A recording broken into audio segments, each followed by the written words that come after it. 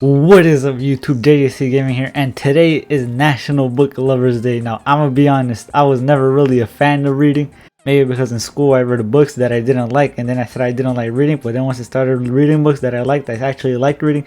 But anyway, that's besides the point. Today is Book Lovers Day, and since it's Book Lovers Day, I wanted to explore video games that were based off of books. There's actually a lot more than you would think, and there's actually some surprises in here too. So anyway, without further ado, let's explore the world of video games inspired by books. Up first is the Metro series, a first-person survival horror game based on Dmitry Glukhovsky's novels, which are also named Metro.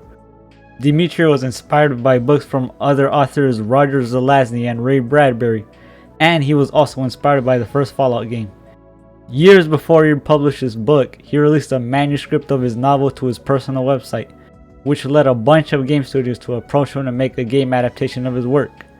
Dmitry was open-minded about studios making new chapters of his work, saying that it was as much of an honor as getting the book screened and turned into a movie. This would also allow him to focus on other projects, and he hoped they would give the series a bigger audience. So he left the Metro series in the hands of 4A Games, the developers of the Metro games. 4A Games were chosen because Dmitry was impressed with their previous work and their idea of turning the series into a first-person shooter, since the book was written in third person. 4A were given a lot of freedom while staying true to the novel's themes, story, and meaning.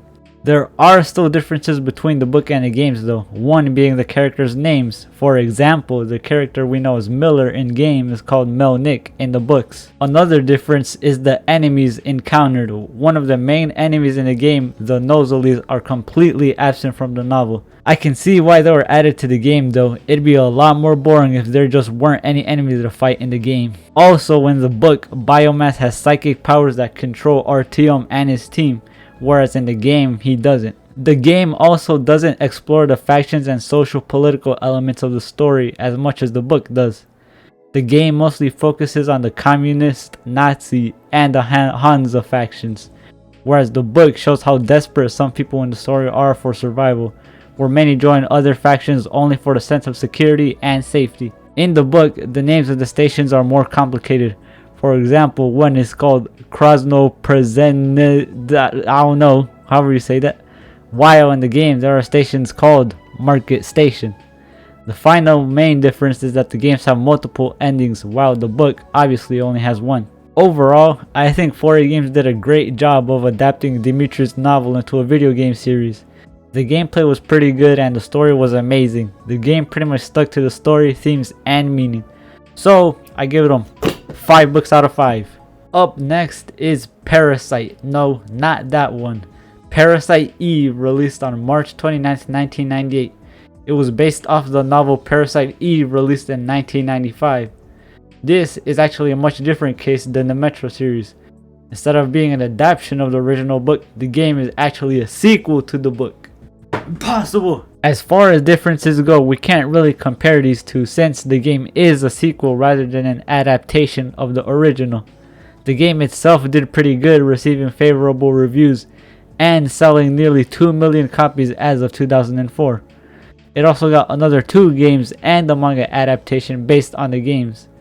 And in 2020, British rock band Bring Me the Horizon released a song called Parasite Eve, saying it was based directly off the game. Maybe I should make a video about music based off of video games? All in all, this was a successful adaptation, or I guess you could call it a transition, since they went from book to game and then back to book. Either way, I give it 3 books out of 5. Now this one's a surprise. Tom Clancy's Rainbow Six, the original game released on August 21st, 1998, was actually based on a book.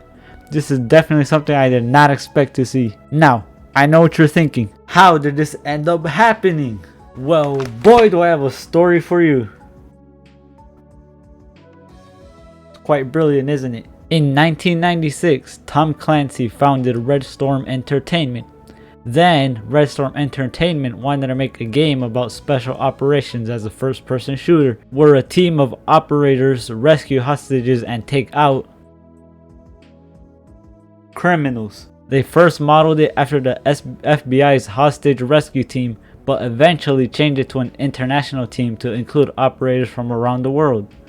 Then they found out Tom Clancy himself, the founder of the studio, was making a book about a special team combating criminal activity. So the studio changed the game's mission and plot to match the book's story, but eventually the game was finished before the book was, so the plots don't match completely. The game was very successful. It sold 218,183 copies during 1998, which is nearly 9 million in revenue in the year. And it also spawned a very successful game series, the latest installment being Rainbow Six Siege, one of the most popular games at the moment. Obviously, turning Rainbow Six into a game was a very good call, and it was one of the most successful adaptations of all time, I would say. So this gets 4 out of 5 books for being so successful, though I don't actually play the game. Up next is Ultimate I Spy. Who put this in the script? Thank you. This is a great game. Moving on to Fahrenheit 451, the game. The game was released in 1984, while the original book was published in 1953. And in an unexpected turn of events, this game takes place after the book. No, that's impossible. At the ending of the Fahrenheit 451 novel, Guy Montag, the protagonist, is wanted for killing his supervisor and stealing contraband books.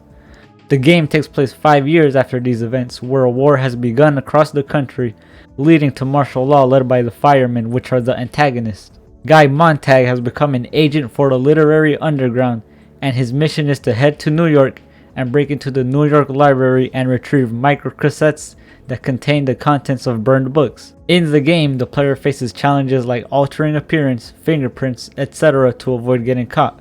And there's also a survival aspect to it when you have to find food or a place to rest.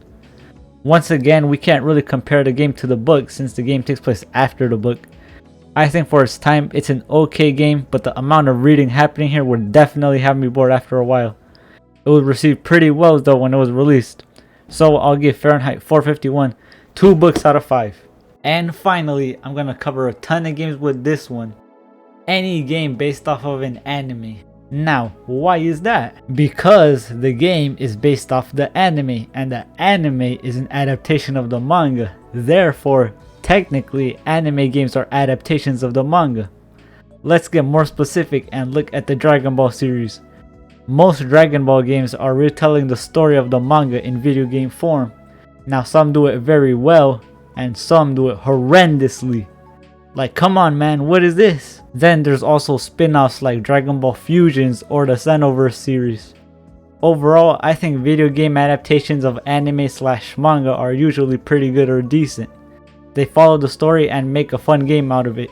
It's a good way to relive the story of an anime you haven't watched in a while. Sometimes they end up badly, but hey, every game series has one bad game every once in a while. In conclusion, I give manga/anime based games 3 mangas out of 5. Since they're good most of the time, but sometimes some real stinkers come out of them. Hey, that was pretty fun. Maybe I'll start reading some more and overcome the trauma school gave me of reading. Or maybe I'll stay dyslexic.